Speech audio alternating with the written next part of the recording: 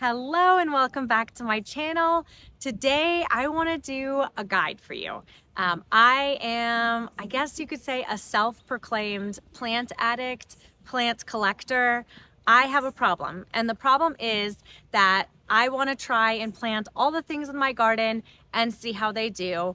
And as somebody who lives in and gardens with clay soil here in the southeast, what that means is that I've started to get a lot of experience with different types of perennials because I happen to be a perennial nut and how they perform in clay soils in the southeast. And so what I want to do today is share that wisdom with you so that I can save you guys some money and steer you in the right direction for perennials that happen to work really, really well in the southeast. I've seen other folks do this on their channels and I love watching them, but oftentimes these aren't gardeners that garden in clay soil or don't garden in southeast conditions where we have really hot summers and really humid summers. And then also we have very wet winters. And that combination with clay soil means that not every perennial is going to come back reliably. And so that's why I'm gonna make this video today. I wanna share with you my top 5 full sun, low maintenance perennials for the clay gardener.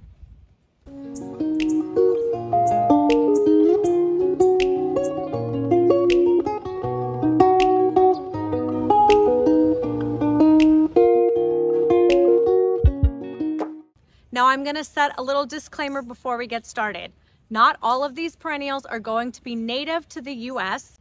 I happen to enjoy and plant species from all over the world, and I love really having a diverse garden. Yes, I do plant natives as well in my garden, and yes, I do want to support the native pollinator and bird populations, but also selfishly, I love creating a diverse ecosystem, and so I love seeing all kinds of plants in my garden. So if you are looking for recommendations for only native plants, I will call out when they are native, but this list isn't exclusively native. So let's get started. I want to start the list off with Yarrow. Yarrow is a native perennial that is actually in the aster family. So it's related to perennials like coreopsis, Gerber daisy, goldenrods. It starts blooming in the spring and is a very long blooming perennial. In fact, I feel like Yarrow blooms almost all season if you cut it back towards the middle of the season. Yarrow is available in many different colors and has many different species. Most of them mature to about 2 to 3 feet tall and wide, so it's a great plant for the middle of the border. Also, Yarrow doesn't care about the soil conditions as much and does great in a poor soil. Also very drought tolerant, which is great for those summers where we don't get a lot of rain. Yarrow also has a lot of different medicinal properties, so if you want to start dabbling into creating your own essential oils or tinctures, Yarrow is a fun one to grow. Personally, I like growing it because it's long blooming, the flowers last a long time as cut flowers, and they're super reliable in my garden. These come back year after year and spread very tamely. So I had a slight hesitation when I said that because some Yarrow varieties will grow unchecked and take over your garden. But if you're growing Yarrow for medicinal purposes, you need a lot of Yarrow to create those tinctures and oils, and so that's really what you want. And if that's the reason why you're growing Yarrow, it's best to go ahead and look for seed varieties. That's going to give you the most affordable way to grow a lot of Yarrow, and likely the Yarrow that you're growing from the seed packets is going to be the type of Yarrow that takes over your garden, and so win-win. If you're like me, however, and you want to add Yarrow into a small space garden and you don't have room for it to go crazy, I recommend looking at the Firefly series from Proven Winners. They don't spread a lot in my garden and they have very strong stem length, so they stay upright. Another problem that Yarrow sometimes has is that it has a tendency to flop over, especially if it's in a really fertile soil or if it gets a lot of rain. So if you're looking for a strong, upright variety for your garden space, definitely check out the Firefly series from Proven Winners. I grow Moonlight and really, really like it. That's this yellow one. But next on my list is the peach one to try. That color looks incredible. Once I find a reliable long blooming perennial that works well in my garden, I have a tendency to add it to every bed. And this next perennial right behind me is one that I have added in almost every bed, and I have a slight obsession with it. It is Echinacea or coneflowers. This reliable summer bloomer is also in the aster family like Yarrow, and it happens to be native to the United States as well. Also happens to have medicinal properties. This is a great flower if you struggle with deer. This is deer resistant, as is Yarrow. I forgot to mention that earlier. But what I love the most about it is that I don't have to do anything to it. It gets that name coneflower from the little cone-like center that it has, and that center is both a pollinator and bird magnet. I deadhead my Echinacea throughout the season, and then towards the end of summer, I always leave the seed heads on for the goldfinches, which always seem to visit in that late summer, early fall time. Now, there are probably hundreds of coneflowers on the market and different varieties to choose from, including different sizes. There are coneflowers that are more front of the border, and there are some coneflowers that'll get over 50 inches tall. So lots to choose from, and I haven't tried them all. What I will say is that for me in my garden, for whatever reason, the Powwow White Echinacea series seems to do the best. I have had trouble with the Powwow, I think it's called Wild Berry, the purple one. I have frequently had to replace those, but the Powwow White Echinacea just gets better and better every year, and I haven't had to replace it at all. I've also grown the double scoop mandarin. That's what you see here. It's really beautiful. Some years it's kind of more single than double, but this year it's really coming in double and a joy. Also, if you're looking to add Echinacea to your garden on a budget, look for white Swan Echinacea seeds. This Echinacea has done beautifully for me in my garden. It was actually started by my friend Tracy and given to me. Now note that it does take 2 years for Echinacea to bloom when started from seed, but it is so worth it. What a gorgeous and affordable way to add plants to your garden. So the last perennial that's on my list that is a native plant to the United States is right behind me, and it is phlox. More specifically, Phlox Funiculata, which is also known by garden phlox or sometimes upright phlox or tall phlox. These plants are a cottage garden staple, and if you know me, you know how much I love the cottage garden vibe and aesthetic. It's very much something that I try to emulate here, but you know, within reason, because I do live in Atlanta and we have very different conditions than the British do. So the plants that translate well, I like to incorporate into the garden. The plants that do not like humidity and heat, I do not try to grow here anymore. I used to, but I don't anymore. Also, if you hear clucking, it's because we're right next to the coop. Here are the ladies. Phlox Funiculata is a great plant to grow in the southeast and has done really well in my garden, especially if you stick to varieties that are powdery mildew resistant, which is really the main con or drawback with some Phlox Funiculata varieties. But there are so many varieties on the market now that have very good resistance to powdery mildew, and the varieties that I have in my garden, I have seen 0 powdery mildew even when we have really hot, crazy summers. Powdery mildew is a fungus that is airborne, and if there is a plant that is susceptible to powdery mildew, you will definitely see powdery mildew on the leaves throughout the summer, and that's not a cute look in the garden. So these are the varieties that I like to stick to. Some of my favorite varieties include Opening Act Pinkadot Phlox. This is an earlier blooming variety. In my garden, if I cut back Opening Act Pinkadot Phlox after its first flush, I will get repeat blooms throughout the season, which I absolutely love. The other varieties that I've had experience with growing include Magenta Pearl and Opalescence. Opalescence or Luminary Opalescence is from proven winners, as is the Opening Act Pinkadot Phlox. Both of those are taller varieties and just make such a statement. They're great for the middle of the border or back of the border as they get to, almost 3 feet tall. Magenta Pearl, and there's another one in that series, Amethyst Pearl. They're both a little bit shorter, so they get up to about 24 inches tall. So really you can see how you can design your garden with phlox that has good disease resistance and can fit into the space that you need it to fit in. And then in terms of bloom time, the opening act series from Proven Winners blooms in almost mid/early spring.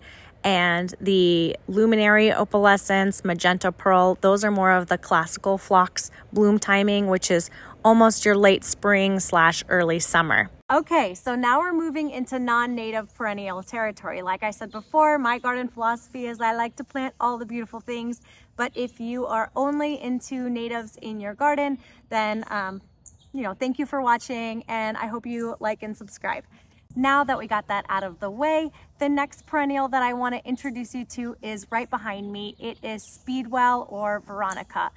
It's also another cottage garden staple, and near and dear to my heart are flowers that have a long spiky form.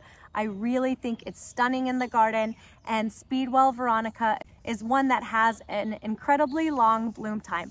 I stick it into the category of perennials that almost act like annuals as long as you share them back. Now, I do have a disclaimer about planting Veronica in your garden, and this is something that I've kind of come to know over the years and talking to many people from around the US about their gardens and what types of perennials it can support. So what I've noticed is that in my garden, I cannot grow salvia to save my life. One of the salvias that I've spent many dollars on and killed many times is Salvia caradonna. It's absolutely stunning.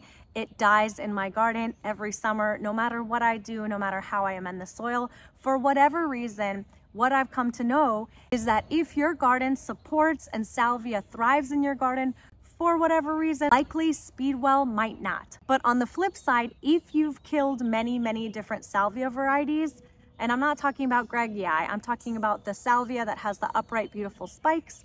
If you've killed a lot of those, try Veronica. Give it a shot, because for whatever reason, if your garden supports salvia, you kill Veronica, and if your garden supports Veronica, you kill salvia. I've had many conversations with folks through DMs on Instagram, and so you know what? That's just kind of my hypothesis. And in my garden, Veronica does amazing. I'm a salvia killer, and so that is why I'm talking about Veronica. But I think those two are pretty interchangeable, mostly because it has a very similar bloom structure. Obviously, those plants are very different, but I'm just talking in terms of what it gives you in design in your garden. So let me tell you about my favorite varieties. My favorite varieties that I have grown for kind of the front of the border are from the Magic Show Proven Winner series. I've grown both the White Wands Veronica from that series and also the Wizard of Oz Veronica. Both are showstoppers. I also have some taller Veronica species incorporated into my garden. What I'll say about those is, what I've noticed anyways, is that they have a tendency to kind of flop over. So if you interplant them with other things or around other things that can kind of support them, then you get less of that flop. Mine are from many years ago that I planted from Home Depot, so it doesn't have a name. It just says Speedwell Veronica. So I've done nothing to it, and it comes back beautifully year after year.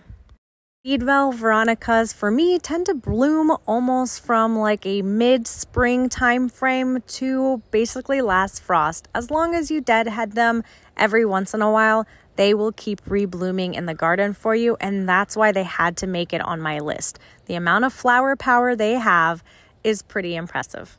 So the very last perennial that's going to close out my list of top 5 perennials that are low maintenance, easygoing, and reliable perennials in the southeast is right behind me, and it's Nepeta. Nepeta is also known as catmint, and don't let the name scare you. It does not spread like mint, but it is related to both mint and catnip. I've personally trialed 3 different Nepeta varieties in my garden, and I do have a favorite. But before I share my favorite with you, I do want to say that what works in my garden might not necessarily work for your gardens. So you can just use it as one data point in the many data points that you'll probably gather for your garden. So the 3 varieties of Nepeta that I've grown in my garden are Cat's Pajamas, Cat's Meow, and Walker's Low. And for me, what's performed best in my garden is Cat's Pajamas. And you can see the reason why behind me. It is just thriving here in my garden. It comes back very reliably, and it just blooms beautifully throughout the season.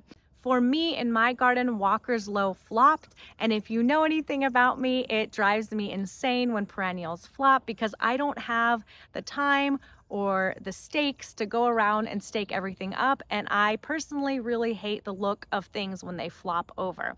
So for me, Walker's Low was a no. It is a much taller variety and it makes a larger impact in the garden because it's just got that wow factor of a tall purple cloud almost. So if you are looking for a taller variety, ignore me and go ahead and try it. But for me, what I like to do before committing to a drift is buying one of each perennial, trialing it, and then deciding. So I highly recommend you do that in your garden. But for me, my favorite has been Cat's Pajamas. Nepeta as a perennial is a really easygoing plant and it doesn't have many pests or issues. It's classically paired with roses in rose gardens, and its slightly aromatic foliage means that deer don't really like it. There are varieties sold that have white, pink, or like that lavender bluey color. The lavender blue color is my absolute favorite and also a bee favorite. There's rarely a time when I walk past the Nepeta and don't see multiple bees fighting over it. Older catmint varieties got a bad reputation for self-seeding and kind of being a weed all over the garden, but the newer varieties of Nepeta, including Cat's Pajamas, are sterile, so they don't produce any viable seeds and don't spread through the garden that way. Nepeta is a perennial that thrives on neglect. Fertilizing Nepeta will cause it to flop. Really, all you have to do is plant it in a sunny spot, help it get established, and then leave it alone outside of deadheading. I do deadhead my Nepeta so that I can get repeat blooms on it. And really, as long as you just shear it back every once in a while, it will continue blooming throughout the season. Like all the other perennials that I shared today on my list, the only thing that I do to them is deadhead once the blooms have been spent, and that's really only to encourage reblooming. And all of the perennials that I mentioned on my list do rebloom as long as you cut them back every once in a while. So Blue, our older kitty, is curious as to whether or not these perennials match up to your favorites. I would love to know your list of top 5, but don't cheat. You're only limited to 5, just like I was. Thank you guys for watching. I would love it if you subscribe to my channel. And as always, I will see you in the next video.